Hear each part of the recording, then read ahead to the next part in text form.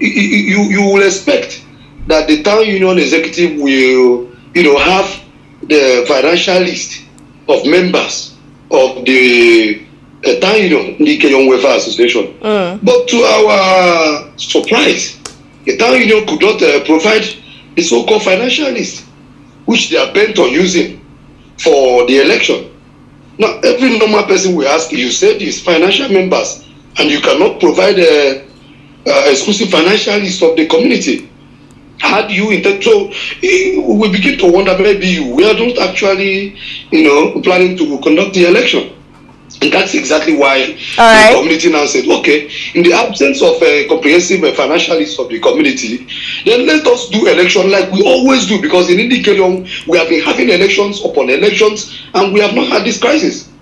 Let us do the normal way of doing election. Let the candidate stand. Whoever that supports Mr. A should queue behind Mr. A.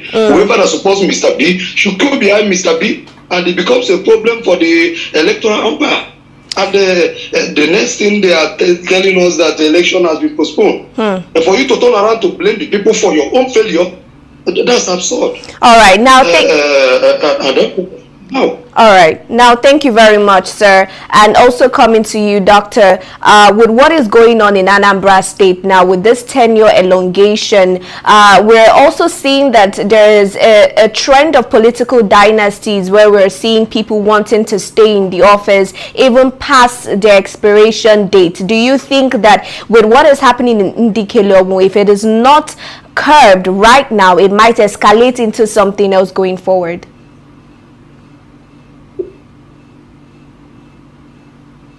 Okay. Shalom. Is that question meant for me? Yes, that's a Chikwelo. Yes, sir. Hello. Yeah, okay.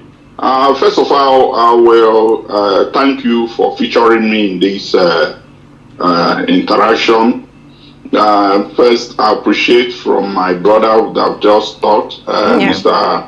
Alfred Robinson Obidibo. We are actually facing a challenge in our dear town in Ndikelionwu kingdom. The kind of trend of tenure elongation that is being perpetrated now in our town is going to escalate into some abnormalities in our political terrain. There is a saying that goes that power intoxicates. Yes, and, absolute power. Absolute power intoxicates. Absolutely. True. It's just like when we had the news of the Second Republic during the Obasanjo regime. There was this third term project.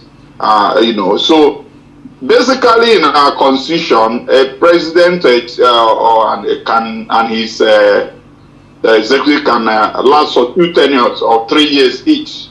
That's the maximum. That's the constitution of Ndikelionwu Welfare Association. We can't go beyond that. Okay. So trying to elongate a tenure beyond the 2 tenures is something that is unconstitutional. And when you establish set a very bad precedent, it's likely to escalate into other communities and bring a reign of illegalities and from that can lead to violence and instability. We operate by constitution. So every organization, even Nigeria, operates, and it's good that you obey your constitution. So the books in Baharo, and that's in our Igbo program.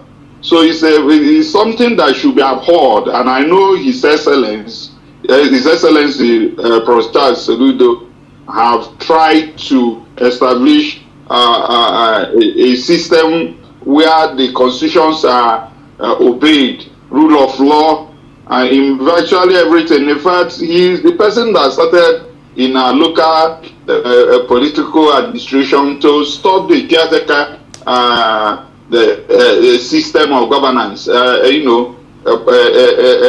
encouraging election at the local government. For some time, Anambra State have been have this character. And he was the first person that was bold to introduce democratic transition in our local politics.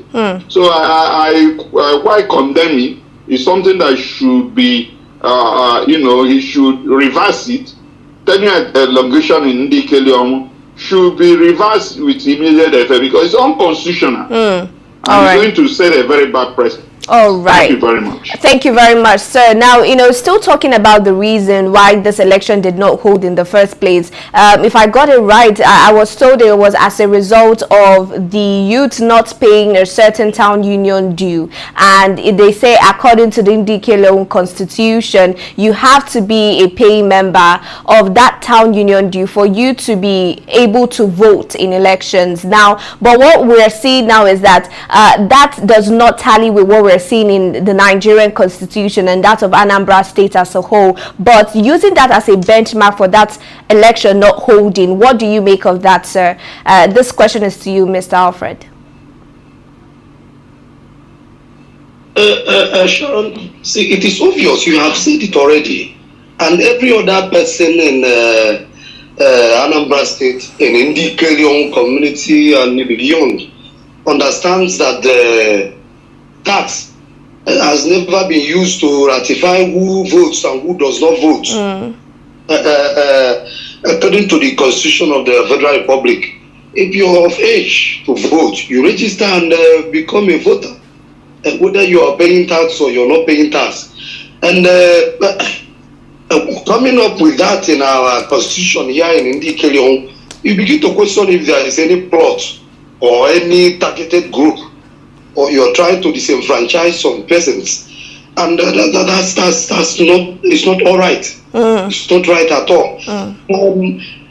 If Ndikelionwu, let me tell you something. In that constitution also, in that constitution of Ndikelionwu Association also, the Article 1512 of it, yes, it says that if you're not up to the age of 25 years and above, you are not eligible to pay town union levy. If you must also know that. Now, that same constitution also exempts students, apprentices, people that are still serving, and then people with physically challenged and from paying town union levy. And these people are qualified to be members of Ndikelionwu Association according to that same constitution. So, using the same constitution with which you get people membership, you are still using the same constitution to disenfranchise them from making choice of who becomes the president general, who rules the community. Now, these people you are targeting to disenfranchise are the same people you will call on when it comes to physical activities. They are the foot soldiers, the youths. Now, this is not practice in the Federal Republic of Nigeria. It's not the practice. It's not even the practice in Anambra State for you to say somebody has to be paying, tax or levy or whatsoever to be qualified for, to vote. Now, coming down to let's make something clear here. Now, in that same election, we now said this is disenfranchising. It is not supposed to be. It's not supposed to be. We cannot allow that. Now, some persons are saying, okay, it's already a constitution. This is the constitution. The constitution says you must be a financial member for you to vote. Now, coming to that, if you say a person must be a financial member to be qualified to vote. Now, if we say yes, okay, like we said, okay, now coming to that, if we are even to vote with that, you cannot even provide the list of financial members of the association. You could not do that. Ndikelionwu has 11 villages. At that community secondary school where we are supposed to vote, you stood up, the electoral chairman, you stood up to tell us that you have lists of 4 villages out of 11 villages. We begin to ask you how, why, and you say the rest of the villages, other villages did not submit their name. Now the question is this: is it the responsibilities of other villages to update the list of town union? Now, let me also give you an important information. That same constitution in Article 14.6, Item E, made it clear that it is the duty of the financial secretary of the town union to maintain and update the nominal role of members of Ndikelionwu Association. Yeah. But you could not do that. You could not provide the list, you could not provide the financial members who you said are supposed to vote. Now, whose fault is that? So you actually manipulated the election so that it will not hold. Right. And you can't blame anybody else. So it is the same town union that failed the election. It was a calculated attempt, if you ask me to say so. Okay. Now, you know, still talking about this, we have joining us also via Zoom engineer Osita Ogbaji. Good afternoon, sir. Welcome to the conversation. Good afternoon. Welcome. Good afternoon, my youth chairman. I greet you, engineer. You also have joining you Dr. Ndikelionwu. All right. Now, still talking about what is going on, and I'm going to ask you, Engineer Osita, now with this postponement, because we've heard a lot from both Dr. Ndikelionwu and Mr. Alfred, with this postponement, has there been any dates given? And what he said, what Mr. Alfred is saying now, that he believes that this is a calculated effort to ensure that the elections did not hold. Do you agree to that, sir? It's an understatement if he says so, because I'm not joining. Okay. Because you cannot tell me that out of the 11 villages of 11 villages in Ndikelionwu, from before leaving your house, on the election date, you know that you're coming to the venue with the list of 4 villages, of which even the 4 villages are not complete. So to you, and you allowed us to gather. You allowed us to gather, prayed. Everybody was in high hopes.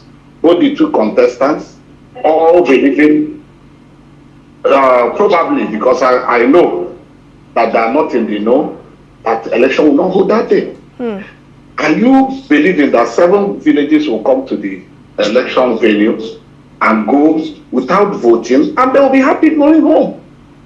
So it's a calculated attempt to either cause mayhem so that the town will be in trouble, or there will be gas everywhere, so that they can now elongate, which we'll see. Because this elongation is uncalled for. It should be resisted. All right. It's on your first 3 years. Yeah. Second 3 years, the second tenure maximum. So that should be the end of the tenure. Whatever that has been happening, whatever that is happening is an illegality. I don't know how to put it. Okay. That's what it is. All right, sir. Now, coming to you, Dr. Ndikelionwu, now, the question that I want to ask is, with the way and manner in which the tenure elongation was accepted by the state government, because we're also hearing that a letter from the state government was given in that respect. What were you expecting of the state government, and moving forward, what do you expect to see from the state government? Well, what I can say there is that either the government was not properly briefed on the conditions that surrounded the inability to conduct election in Ndikelionwu at the of the town union association. So maybe they acted, will I say, in ignorance. Maybe, but everything about this election, there's a plan, calculated plan that they will not hold that election, because the umpire had almost 1 year to plan for the election. On the day of the election, only to bring up conditions that they know there is some problem. They are not even ready for it. Out of 11 villages, you brought 4 lists, 4 compromise lists. If I may add, are not in those lists. So they were not prepared to hold the election.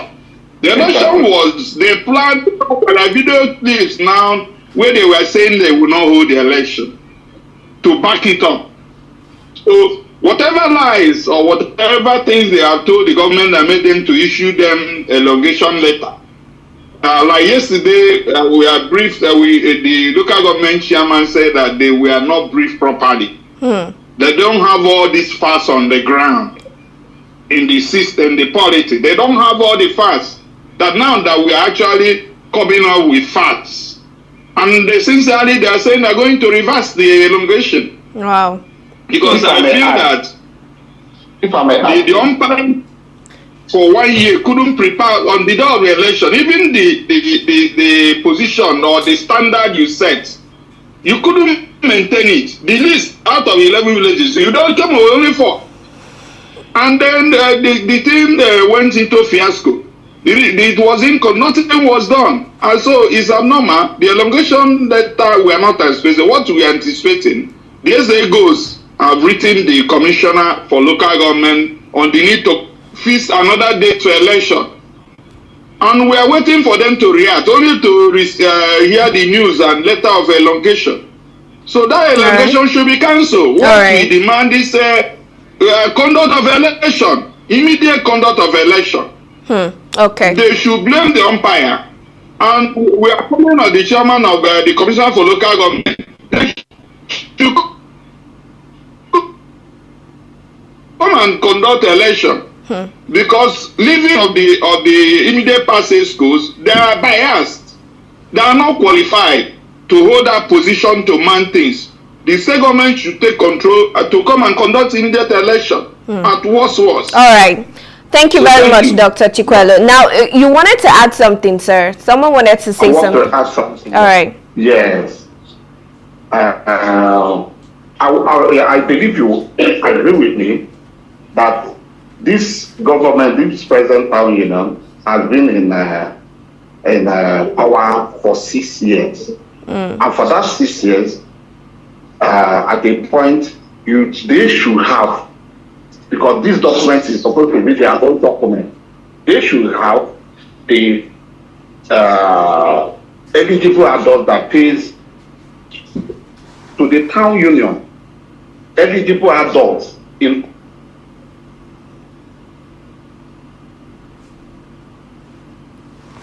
Hello, sir, are you still there? All right, now still talking what is going on in Ndikelionwu.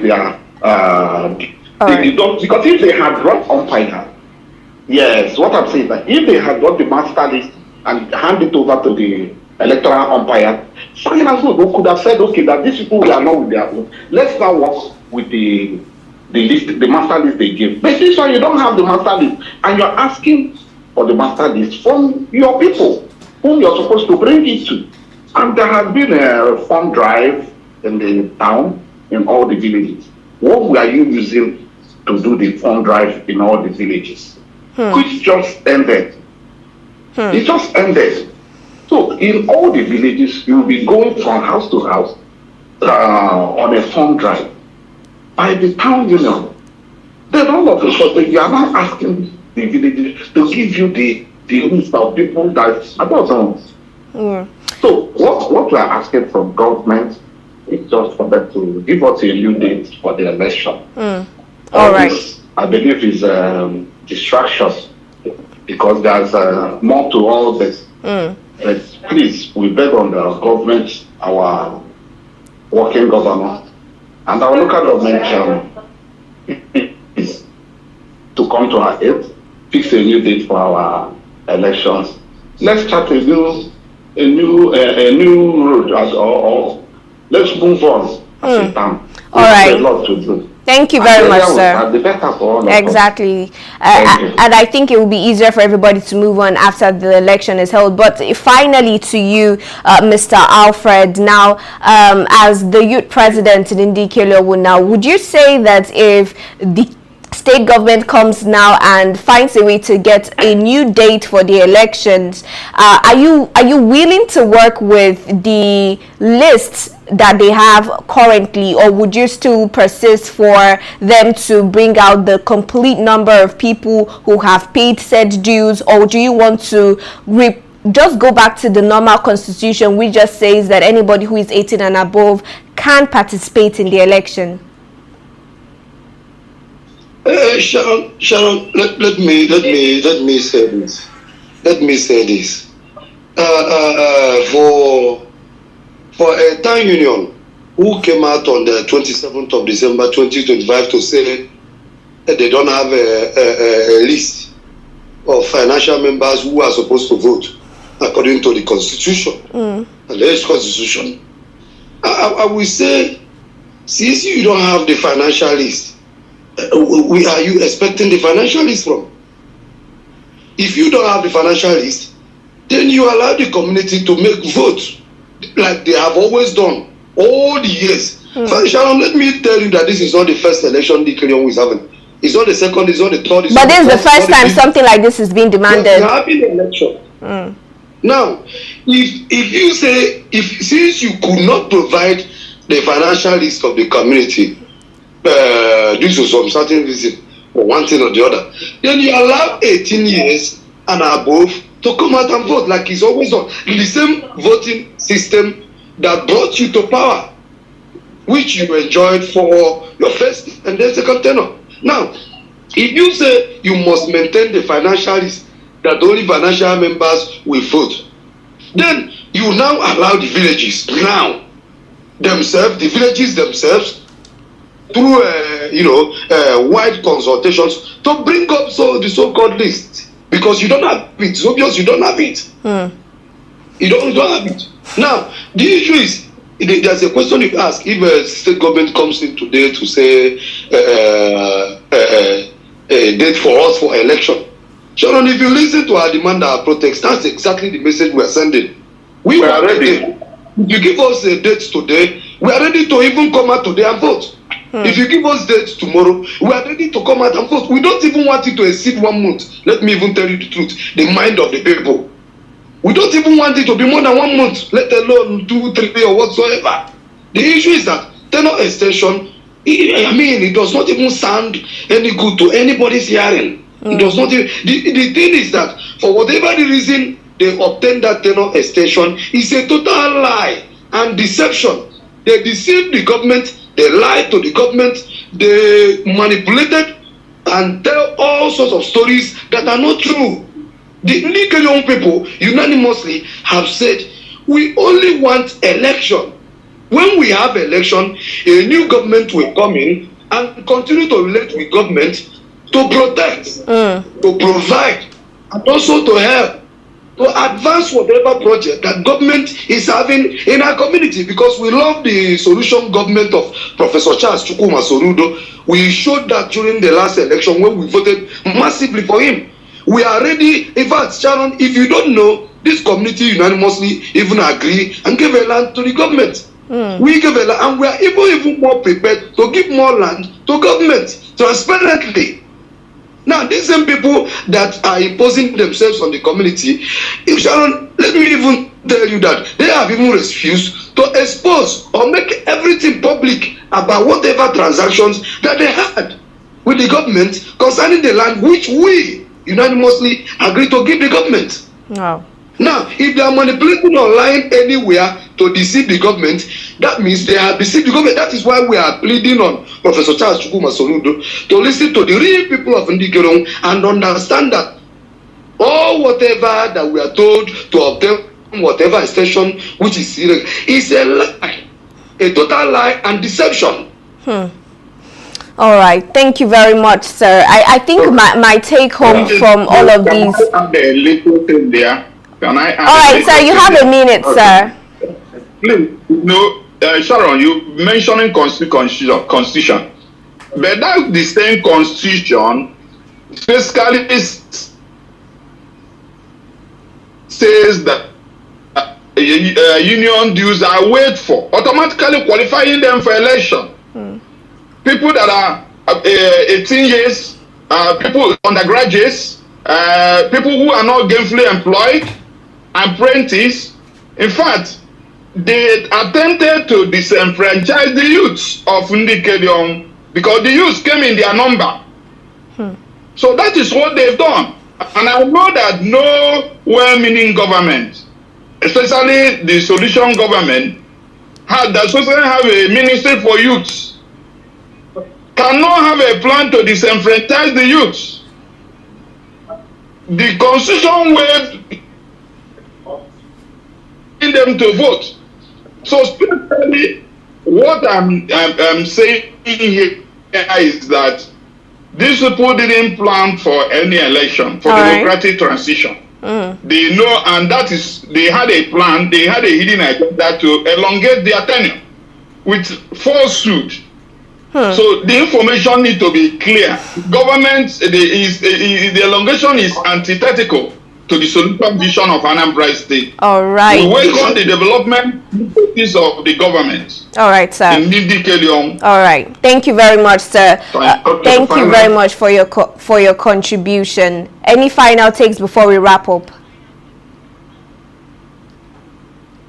All right. Now, I think personally, from what we are getting from all of this, is the fact that it's really admirable, the voter enthusiasm we're seeing from Ndikelionwu, especially seeing as it is in the southeast, where during the last election we didn't see as much representation from the southeast in the gubernatorial elections in just generally, and to see that a particular town or community are actively trying to get involved in voting and in their politics and governance, I think it should be encouraged rather than them being discouraged by disenfranchising them from carrying out their civil and civic rights. But this is where we're going to call it a wrap on the conversation. I say a big thank you to my guest on the show, Mr. Alfred D.K. Robinson, Dr. Chikwelu Mbono, and Engineer Osita Ogbaji for joining me today on the conversation. And of course, to our viewers, if you're joining for the first time, this is Active Citizens, and we're across all social media at Active Citizens. If you're yet to subscribe as well, this is the best time to do that. Do find me across all media at Sharon Enemchukwu. Till we come your way tomorrow, do have a pleasant afternoon.